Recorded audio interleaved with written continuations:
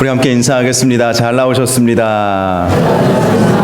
네, 오늘 새해 첫 주일이죠. 우리 한 번 더 인사하겠습니다. 새해 복 많이 받으십시오. 이렇게 인사하는 교회도 있더라고요. 제가 보니까 새해 복 100배로 받으십시오. 한번 하십시오. 네, 사랑하고 축복합니다. 네, 사랑하고 축복합니다. 사랑하고 축복합니다. 오늘은 마태가 전한 복음 142번째 시간입니다. 끝까지 견디는 믿음, 끝까지 견디는 믿음이라는 제목으로 말씀의 은혜를 함께 나누겠습니다. 어떤 기록을 보니까 예수님께서 이 세상에 오신다, 예수님의 초림에 대한 구약의 예언이 456구절이 있다고 합니다. 반면에 예수님께서 재림하신다, 재림에 대한 기록은 구약과 신약을 합해서 1518절이라고 합니다. 그리고 신약에만 318절이 기록이 되어 있다고 합니다. 그러므로 우리가 알아야 할 것은 구약의 456절의 예언의 말씀이 2000년 전에 그대로 성취되었다면 신구약을 합해서 1518절이나 되는 이 예수님의 재림의 예언도 반드시 이루어지게 된다는 것입니다. 예수님은 승천하시면서 내가 구름 타고 다시 오리라 라고 분명히 말씀하여 주셨습니다.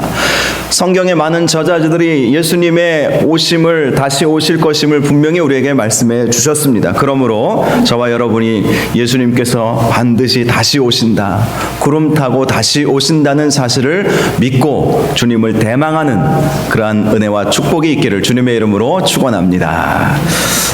주님 오시는 게 싫으세요? 이렇게 아멘이 적으시는 것 같아요. 다시 한번 말씀드리겠습니다. 주님 다시 오시기를 소망하는 저와 여러분들 되시기를 바랍니다. 네, 주님은 반드시 다시 오세요. 오늘 말씀은 말세의 징조, 주님께서 오실 때에 어떠한 일이 일어나게 되는지 우리에게 말씀해 주고 있습니다. 본문을 보니까 첫 번째로 거짓 그리스도의 등장, 거짓 선지자들, 거짓 그리스도의 등장이라고 말합니다. 기독교 역사상 수많은 이단들이 있었습니다. 지금도 역시 수많은 이단들이 있습니다. 바로 그들이 거짓 그리스도, 거짓 선지자, 적 그리스도, 요한계시록의 표현에 의하면 적 그리스도, 그리스도를 대적하는 자들이라고 말씀을 하고 있습니다. 특별히 말세가 되면 될수록 그들의 세력은 엄청나게 커질 것입니다. 얼마 전에 어떤 이단 종파의 광고, 대대적인 광고를 보게 되었는데요. 버스를 타고 트럭인가요? 탑차를 몰고 다니면서 막 광고를 하고 다니더라고요. 보니까 자기네 종파에 작년에 수료한 사람이 10만 명이 넘었다, 그렇게 광고를 하고 다니는 것을 봤어요. 10만 명, 굉장한 숫자죠. 물론 어떤 분은 그건 과장 광고다, 실제로는 6만 명이다, 이렇게 이야기하는 분이 있어요. 그래서 제가 과장 광고라고 해서 한 10,000명도 안 되는데 그렇게 하나 했더니 6만 명이라고 그렇게 이야기를 하는 거예요. 6만이나 10만 명이나 엄청나게 많은 숫자가 이단의 미혹에 빠져서 거기에 가서 성경 공부하고 그렇게 막 수료를 하는 거예요. 여러분, 그런 단체에 잘 모르는 곳이겠거든 아예 가지를 마시고 교회를 중심으로, 요즘 특별히 더 교회를 중심으로 신앙생활을 해야 하는 시대가 되었습니다. 예전에는 기도원 집회도 많이 다니고 다른 교회에 부흥 집회하면 가서 참여도 하고 이랬는데, 그러다 보면 미혹당하기가 딱 좋은 시대가 되었기 때문에 교회를 중심으로 신앙생활하는 것이 안전하고, 또 어디를 가고 싶으시면 저에게 말씀해 주시면 제가 미리 알아보고 검증해서, 또 혹시 여러분 자녀나 멀리 떨어져 계신 분들이 예수 믿고 싶어하고 교회 나가고 싶어하는데 어느 교회 나가야 될지 모르겠다 하면 저에게 알려주세요. 그러면 우리 교단을 중심으로, 또 우리 교단이 아니더라도 건전하고 또 바르게 이제 신앙생활하는 그러한 교회를 소개를 해드리도록 하겠습니다. 참 이단의 등장, 적 그리스도, 거짓 그리스도의 등장이 많아질 것임을 예수님은 우리에게 말씀해 주신 것입니다. 그들은 내 이름으로 와서 이르되 나는 그리스도라 하여 많은 사람을 미혹할 것이다 라고 말씀하고 있는 것을 기억하시고 이러한 거짓 그리스도의 미혹에 넘어가지 않아야 한다는 것입니다. 두 번째, 난리와 난리 소문을 듣게 될 것임을 말씀해 주고 있습니다. 말세가 되면 될수록 이러한 난리 소문들이 많이 들리게 된다는 것입니다. 어떤 난리의 소문이겠습니까? 7절 말씀을 보면 민족이 민족을, 나라가 나라를 대적하여 일어나겠고 곳곳에 기근과 지진이 있을 것임을 말씀해 주고 있습니다. 나라와 나라, 민족과 민족이 대적하여 일어난다는 것은 전쟁을 말하는 것이죠.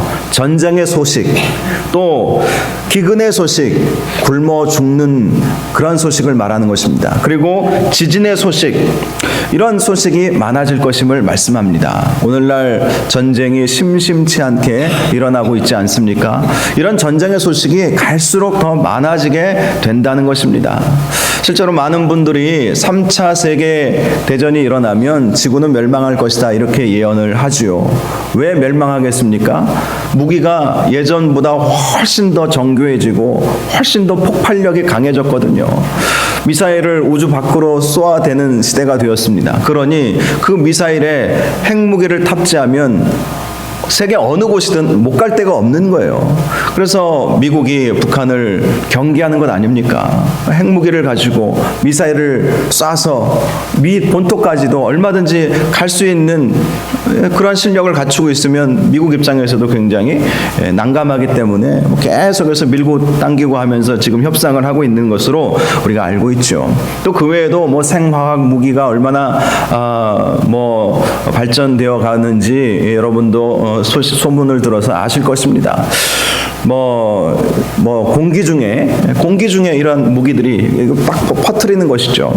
그리고 드론을 이용해서 공격을 하고 또 여러 가지 신무기들을 개발해 내고 있기 때문에 전쟁의 소문이 커지면 커질수록 이 전쟁의 소식이 들려지면 들려질수록 우리를 불안케 할 수밖에 없는 것이죠. 또 기근과 지진이 많아질 것임을 말씀합니다. 기근은 기후 변화로 인해서 오게 되는 현상이죠. 지금도 지구 온난화로 인해서 많은 문제들이 일어나고 있습니다. 남극 또 북극 그 얼음들이 녹아내린다고 하지 않습니까? 또 곳곳이 사막화로 인해서 농산물을 재배하지 못하는 일도 많아지고 있습니다. 지진은 또 어떻습니까? 심심치 않게 세계 곳곳에서 지진의 소식이 일어나고 있지 않습니까? 화산 폭발의 소식이 일어나지 않습니까? 지진과 화산 폭발은 함께 같이 오지 않습니까? 땅이 흔들리면 화산도 폭발하게 되어 있어요. 예전에 우리나라만 해도 지진의 안전지대라고 저는 그렇게 배웠습니다. 여러분은 어떻게 배우셨는지 모르지만 제가 예전에 지리 시간이나 중고등학교 시절에 우리나라는 지진의 안전지대다 이렇게 배웠어요. 그리고 한라산도 그렇고 백두산도 그렇고 사화산이다 이런 식으로 배웠는데 그렇지 않다는 것은 우리가 요즘에 많이들 말씀하고 있지 않습니까? 바로 이렇게 기근, 지진, 전쟁 이런 소식들이 더 많아지게 될 것임을 말씀하고 있습니다. 그런데 오늘 말씀을 보면 그런 소식들을 우리가 듣게 되었을 때 삼가 두려워하지 말라라고 말씀을 하고 계세요. 왜 두려워하지 말라고 말씀하셨습니까? 왜냐하면 아직 끝이 아니기 때문인 것입니다. 이 모든 것은 재난의 시작임을 말씀해 주시는 것입니다. 전쟁, 기근, 지진과 같은 난리와 난리 소문을 들을 것이지만 이제 시작이다 이렇게 말씀하시는 거예요. 그리고 왜 두려워하지 말라고 말씀하시냐면 그러한 상황 속에서 더 두려워해야 할 것은 두려운 나머지 믿음을 잃어버리는 것 때문에 사람이 두려우면 믿음을 잃어버리는 경우가 종종 있다는 것입니다. 그래서 두려워하지 말고 만약에 두려워해야 하거든 믿음을 잃어버리는 것 이것에 대해서 우리가 두려워해야 한다고 말씀을 하시는 것입니다. 예수님은 말세에 우리의 믿음을 잃어버리게 하는 수많은 위험들이 도사리고 있다고 말씀해 주셨습니다. 거짓 그리스도가 우리를 미혹할 것이고 난리와 난리 소문 때문에 마음에 두려움이 들어온 나머지 정말 두려워해야 할 것을 두려워하지 않고 엉뚱한 것을 두려워하는 그런 모습. 그래서 환난을 견디지 못해서 믿음을 잃어버리는 성도들이 있을 것임을 말씀해 주시는 것입니다. 그래서 13절 말씀 보시면 끝까지 견디는 자는 구원을 얻으리라 라고 말씀을 하셨어요. 끝까지 말세의 여러 가지 어려움들, 환난들, 또 우리를 두렵게 하는 많은 소식들을 듣게 될 것이지만, 또 미혹도 받을 것이지만, 끝까지 견디는 자는 구원을 얻으리라. 끝까지 견디시기를 주님의 이름으로 축원합니다. 끝까지 믿음 지키고 끝까지 지켜야 하는 거예요. 이 13절의 말씀은 4절부터 12절 전체를 설명해 주는 중요한 구절입니다.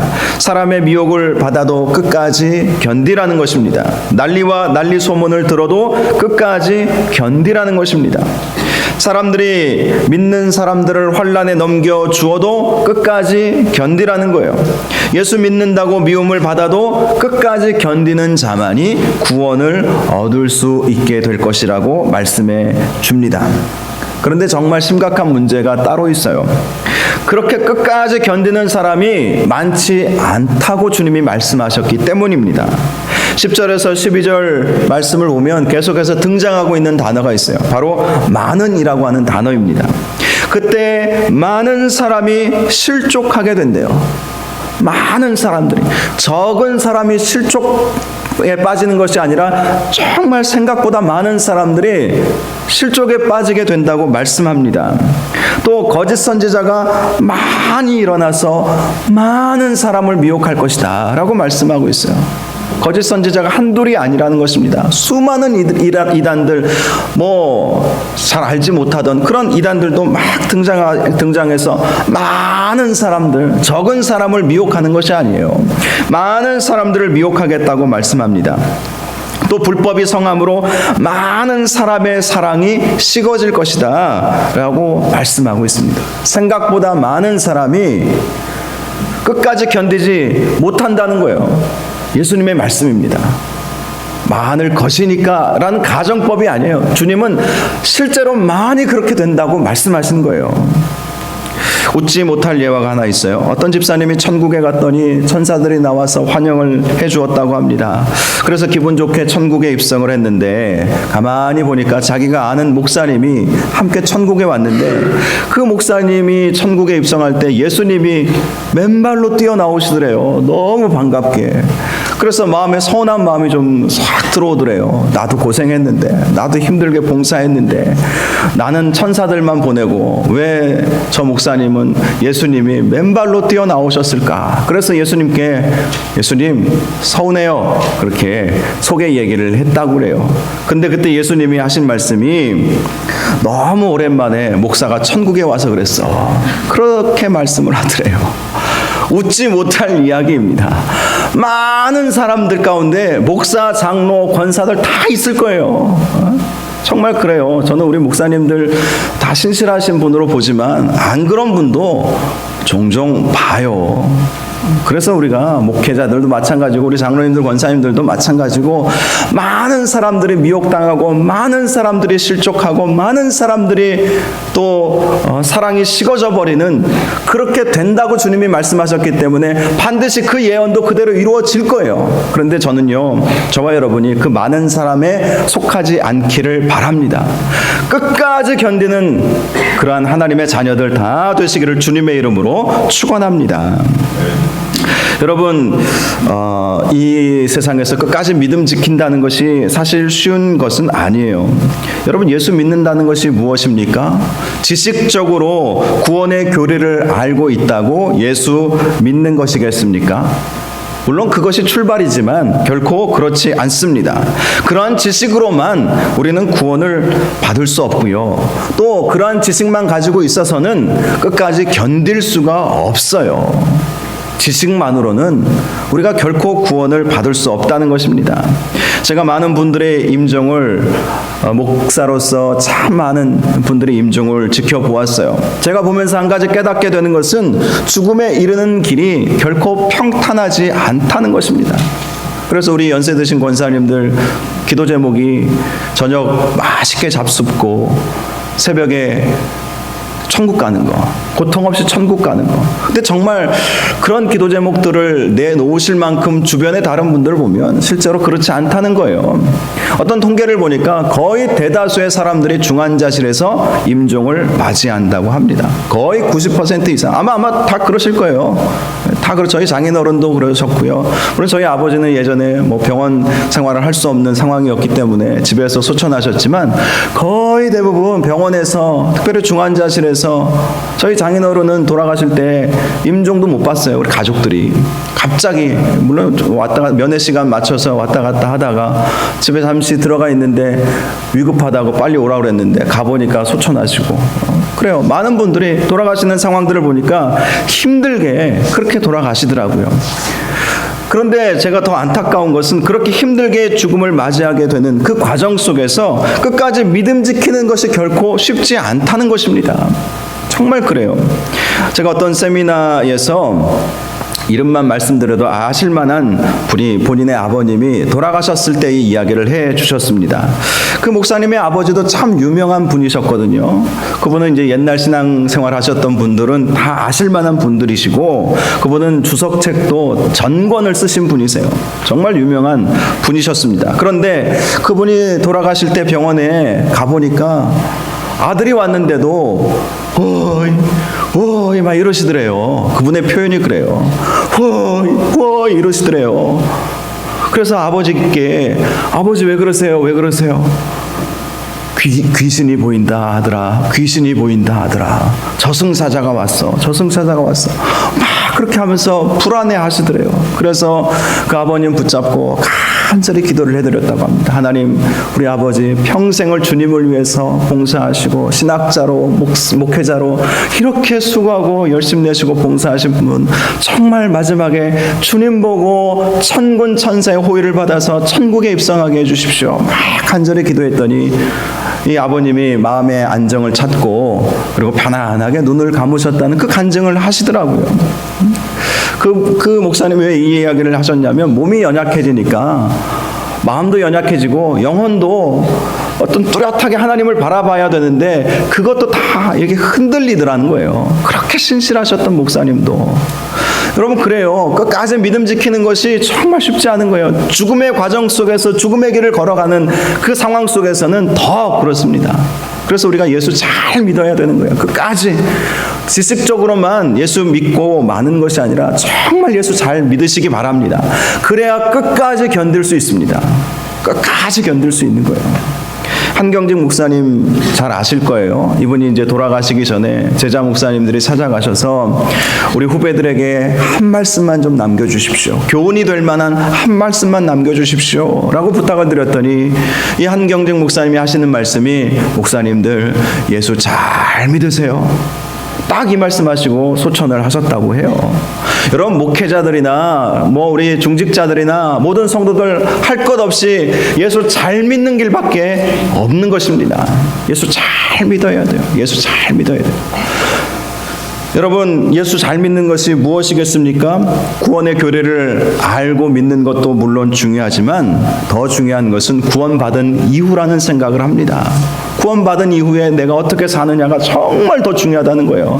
구원의 확신도 물론 중요하지만 여러분, 구원받은 그 이후의 삶이 참으로 더 중요하다는 사실을 우리가 생각해 보아야 하는 것입니다. 지난주 수요일부터 하이델베르크 요리문답 강해 설교를 지금 하고 있지 않습니까? 두 번째 질문을 보니까 이런 질문이 있었어요. 주님의 위로 가운데 살다가 죽기 위해 우리가 해야 할 것이 무엇이 있겠느냐? 세 가지가 있다고 대답을 하고 있습니다. 첫 번째는 우리가 얼마나 비참한 존재인지를 알아야 한다는 것입니다. 나 자신을 알아야 되는 거예요. 그래야 주님을 찾을 수 있기 때문인 것입니다. 두 번째는요, 그 비참함을 어떻게 해결받게 되었는지를 알아야 된다. 예수 그리스도의 은혜로, 그분의 보혈의 피로 우리가 마음으로 믿어 의에 이르고 입으로 시인하여 구원에 이르는 것을 알아야 된다. 그래야 우리가 구원받을 수 있지 않겠습니까? 그런데 세 번째, 우리가 꼭 놓쳐서는 안 될 것이 있음을 말씀해 주고 있습니다. 바로 우리가 구원받은 그 이후에 어떻게 살아야 하는지를 알아야 한다는 거예요. 어떻게? 비참한 인간이 주님의 위로를 받게 되고 주님의 구원을 받게 되었는데, 그 구원을 아는 것도 중요하지만 어떻게 살아야 되는지를 아는 것도 굉장히 중요하다고 말씀을 해주고 있습니다. 어떻게 살아야 되겠습니까? 그 답변 가운데, 또 그 성경의 구절들 가운데 이런 구절 말씀들이 있어요. 선한 행실을 통해서 하나님께 영광 올려드리는 삶을 살아야 한다. 저와 여러분이 선한 행실, 또 하나님 보시기에 하나님을 기쁘시게 해드리는 그러한 삶을 통해서 하나님께 영광 올려드리시기를 바랍니다. 하나님의 영광을 가리우지 마시기를 바랍니다. 종종 하나님의 영광을 가리울 때가 있죠. 우리의 헛된 생각과 말과 행동으로 인해서 주님 영광 가리울 때가 많이 있는데, 우리는 하나님의 영광을 돌려드리는, 하나님 영광을 위해서 살아야 한다는 것입니다. 또 빛의 열매를 맺으라고 성경에 기록되어 있어요. 착함과 의로움과 진실함이 있어야 된다. 그리고 더 나아가서 주의 아름다운 덕을 선포하며 살아야 한다. 전도하고 선교하는 그런 삶을 살아야 한다는 것입니다. 바로 그러한 삶이, 그 삶이 우리의 구원을 이루게 하는 것은 아니지만 그러한 삶이 우리를 끝까지 견디게 하는 믿음을 준다는 것입니다. 그래서 우리의 삶이 참 중요한, 행위 구원을 제가 말씀드리는 것이 결코 아니에요. 여러분, 끝까지 견디기 위해서는 우리가 하나님께 영광 올려드리고 또 빛의 열매를 맺고 끝까지 복음 전하는 삶을 살아갈 때에 끝까지 아무리 어려운 상황이 와도 우리가 이길 수 있게 된다는 거예요. 특별히 오늘 본문 9절에서 12절까지 말씀을 보면 우리가 예수 잘 믿기 위해서 해야 할 일들이 있음을 말씀해 주고 있습니다. 몇 가지 말씀이 있는데, 첫 번째, 환난을 견디라라고 말씀하고 있어요. 이 환난에는 두 가지 환난이 있습니다. 순교, 죽게 되는 일이 있을 것이고 미움받는 일이 있게 될 것임을 말씀하고 있어요. 순교의 각오를 우리가 놓치지 말라는 것이죠. 죽음이 와도 견디라는 거예요. 그런데 오늘날 적어도 우리가 예수 믿는다고 죽는 세상은 아니지 않습니까? 적어도 우리나라는 그렇죠. 이 두 번째가 중요한 것 같아요. 미움을 받아도 견디라는 것입니다. 미움. 예수 믿는다고 또 주님의 일을 봉사할 때 종종 미움 받을 때가 있지 않습니까? 열심히 주의 일을 하니까 미움 받는 거예요. 더 큰 문제는 미움조차도 아무 관심도 없고 미움조차 안 받는 사람들이 문제인 것이죠. 열심히 하다 보면 미움도 받아요. 그 미움을 견딜 수 있어야 됩니다. 미움조차 견디지 못하면 마지막 날 환난 때에 주님 오시는 그 때가 아니더라도 인생의 종말의 때가 있잖아요. 인생의 종말의 때, 죽음의 과정 가운데 우리가 가야 할, 대부분 여러분들이 보셨듯이 죽음의 그 과정이 정말 힘들잖아요. 그 힘든 그 과정 속에서 이 미움조차 우리가 견디지 못하면 그 환난을 어떻게 이겨낼 수 있겠습니까? 그래서 많은 분들이 은혜 가운데 소천하시는 분들 보면 마지막에는 다 용서하고 가시잖아요. 지난번에 우리 임용숙 권사님 다 용서하고 화해 청하시고 그렇게 천국 가시는 모습 보고 얼마나 제가 감동을 받았는지 몰라요. 그게 성도의 모습인 거예요. 화해하고 용서하고. 여러분, 미움이라고 하는 거 우리가 신앙생활하면 정말 많이 받습니다. 많이 받아요. 여러분, 우리가 미움을 잘 견딜 수 있기를 바랍니다. 미움은 두려움의 대상이 아닙니다. 여러분, 미움 받지 않는 것 자체가 사실 문제일 수 있어요. 물론 그렇다고 좌충우돌 하면서 그래 미워도 미움 받아도 된다고 했으니까 나 마음껏 미워하라고 그러면서 자기 마음대로 일하면 그것 더 큰 문제겠죠. 화목제물이 되어야 하는 것입니다. 예수님의 모습을 본받으세요. 예수님은 미움 받으셨잖아요. 예수님이 칭찬만 받으셨습니까? 예수님도 미움 받으셨는데 우리가 미움 안 받겠다, 이것도 문제인 거예요. 그런데 예수님은 더 중요한 것이 있어요. 화목제물이 되신 거예요. 화목제물이. 그래서 우리가 미움 받을지라도 또 화목제물이 되셔서 내가 낮아지고 십자가 지는 헌신이 함께 있어야 합니다.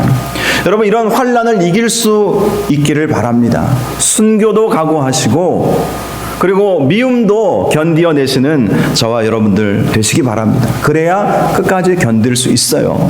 마지막 날, 인생의 종말도 마찬가지고 주님이 다시 오시는 그 마지막 때를 우리가 견딜 수 있게 된다는 것입니다. 두 번째, 예수님 잘 믿는 것은 어떠한 상황에도 실족하지 않는 것입니다. 실족. 신앙생활을 하다 보면 실족할 일들이 참 많이 있지 않습니까? 저도 실족할 때가 가끔 있어요. 마음에 상처를 받을 때도 있고, 마음이 아플 때도 있고, 어떤 성도님들이 어려움이 찾아왔는데 제가 간절히 기도했는데 그 기도가 응답이 되지 않으면 가장 제 마음이 아파요. 내가 능력이 좀 부족한가 보다. 내가 기도가 좀 약했나 보다. 이런 생각 때문에 별것 아닌 거 가지고도 실족에 빠질 때가 있어요. 저만 그렇겠습니까? 여러분 신앙생활 하다 보면 말 한마디에 실족당하기도 하고요. 관계의 문제 속에서도 실족당하기도 하고요. 많은 어려움들을 통해서 실족을 당하기도 합니다. 그런데 그 실족을 이겨내야 끝까지 견딜 수 있습니다. 사단은 계속해서 우리를 실족하게 만든다는 사실을 기억하시기 바랍니다. 그런데 종종 정말 믿음 생활 잘 하시는 분들은 사랑하는 가족을 잃었어도 믿음 저버리지 않더라고요. 사랑하는 아들이, 제가 미국에서 전에도 말씀드렸죠. 정말 열심히 은혜 받고 신앙생활 잘 해보고 신학교까지 왔는데 그 어려운 석사 과정을 공부하고 있는데 여자 집사님이세요. 근데 아들이 이 윈드서핑 하다가 친구가 물에 빠져 허우적거리는 걸 보고 그 친구 구하려다가 그 친구는 살리고 얘가 죽은 거예요. 얼마나 마음 아프겠습니까? 저는 그래서 그분이 더 이상 이제 신학 공부 안 하실 줄 알았어요. 근데 장례 치르고 나서 한 일주일 정도 쉬셨다가 학교에 나오시더라고요. 실족할 만한 일이잖아요. 주님 위해서 자기가 살겠다고 그렇게 결단하고 신학을 공부하기 시작했는데 연세도 그 당시 한 50대 초반쯤 되셨던 것 같아요. 늦은 나이에 공부하겠다고 주님이 이제 남은 인생 주님 위해 살겠다고 했는데 그런 일이 벌어지니 실족하겠습니까? 안 하겠습니까? 여러분 같으면 그럴 때 실족하겠어요? 안 하겠어요? 다들 안 하실 것 같아요. 근데 하는 분들이 종종 있을 것입니다. 근데 그걸 견디는 것이죠. 본인이 낫지 못할 중병에 걸렸어도 실족에 빠지지 마시기 바랍니다. 사나 죽으나 우리는 주님의 것이에요. 주님께서 알아서 하실 일이고 일찍 죽으면 일찍 천국 가는 거지. 어떤 분들이 비아냥거리면서 이런 얘기 하시더라고요. 천국이 그렇게 좋다고 그러는데 왜 예수 믿는 사람들은 그렇게 안 죽으려고 그러냐고. 천국이 그렇게 좋다고 한다면서 안 죽으려고 좋은 약은 다 드시고 병원은 맨날 가시고 안 믿는 사람이 왜 그걸 모르는 것이죠. 우리가 왜 삽니까? 건강하게 살아야 할 이유가 무엇입니까? 왜 우리가 장수하려고 합니까? 복음 전하기 위해서, 주님 영광을 위해서, 살아있을 때 더 많이 주님 기쁘시게 해드리기 위해서, 그래서 하늘의 상급을 많이 쌓고 싶은 그런 거룩한 열망 때문에 사는 거예요. 단지 그냥 수명만 연장되는 것이 우리의 목표가 아닌 것입니다. 그렇게 믿으시기 바랍니다. 여러분, 그래요. 우리가 정말 끝까지 믿음 지킨다는 것이 쉽지 않아요. 실족당할 일이 참 많이 있습니다. 그런 미혹을 우리가 이겨낼 수 있어야 하는 거예요. 실족과 미혹도 참 많이 있죠. 그런 미혹을 이겨내야 합니다. 마지막으로 예수 잘 믿기 위해서는 끝까지 사랑의 사람이 되시기 바랍니다. 왜 그렇습니까? 12절 보세요. 불법이 성함으로 많은 사람의 사랑이 식어지리라. 불법이 뭡니까? 사랑 없는 모습이에요. 다들 사랑을 안 하네요. 사랑이 없어지는 거예요.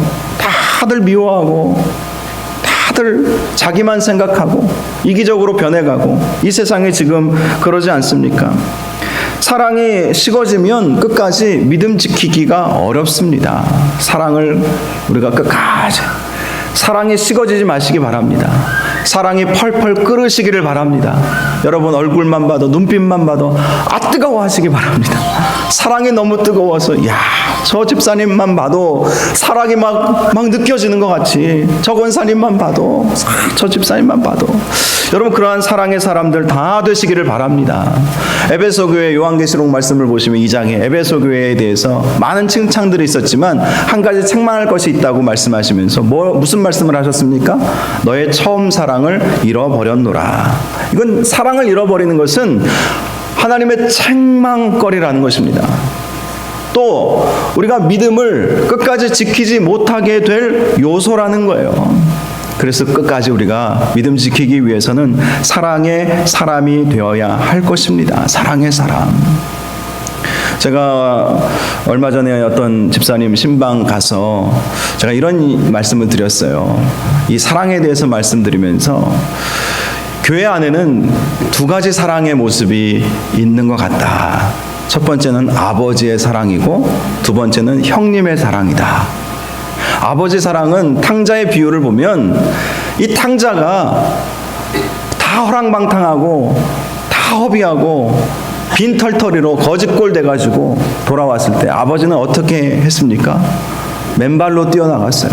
맨발로 먼 데서 아들 오는 거 보고 맨발로 뛰어나가서 얼싸안고 그 냄새나는 아들 얼싸안고 먼저 신발에 신을 신겨주시고 손에 가락지를 끼워주시고 옷 갈아입혀주시고 집에 가서 살찐 송아지를 잡아서 잔치를 베풀어 주신 아버지, 그것이 아버지의 사랑이 있어요. 근데 두 번째 형님의 마음이 있더라고요. 형님 마음. 형님 사랑도 아니죠 사실. 형님은 이 둘째가 온 것을 보고 반겨주기는 했어요. 그런데 아버지가 너무 사랑을 베풀어 주니까 막 싫은 거예요. 막 싫은 마음이 막 와요. 아니 적당히 하셔야지 아버지. 적당히 하셔야지. 여러분 이게 이제 형님 마음이죠. 적당히. 근데 여러분 아버지의 마음을 회복하시기 바랍니다. 아버지 마음을 가져야 돼요. 성경에서 이 첫째 아들을 비유하고 있는 사람들이 누구인지 아십니까? 바리새인들이에요. 바리새인들에 대해서 말해주기 위해서 예수님이 그 비유를 꺼내신 거예요. 바리새인들은 다 첫째 아들과 같다는 거예요. 먼저 사랑받았어요. 첫째 아들이 사실 모든 걸 가지고 있잖아요. 아버지 돌아가시면 모든 재산은 다 첫째 아들에게 상속됩니다. 모든 걸 가지고 있어요. 많은 사랑을 받았어요.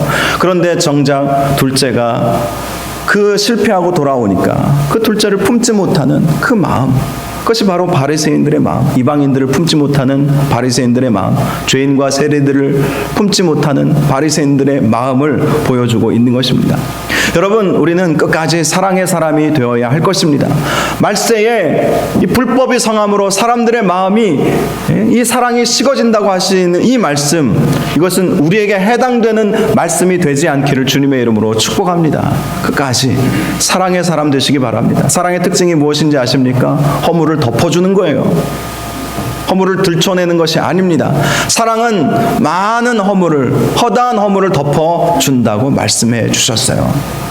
다른 사람의 허물을 자꾸 찾아보려고 하지 마시고, 혹시 제가 어떤 실수를 해도 목사님 어떤 실수 하나 보자, 그런 분들 아무도 안 계시지만 다른 분들이 실수해도 자꾸 거기에 집중하지 마시고 잘하는 것 좀 봐주시고 잘못하는 것이 있으면 뒤에서 조용히 기도해 주시기 바랍니다. 그러면 하나님께서 만져주시고 하나님께서 바꾸어 가실 거예요.